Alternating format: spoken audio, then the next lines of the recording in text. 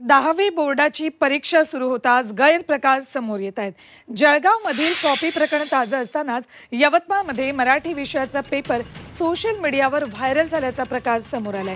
यवतमाळच्या पाटणबोरी इथल्या श्री शिवछत्रपती विद्यालयाच्या केंद्रावर हा प्रकार घडलाय।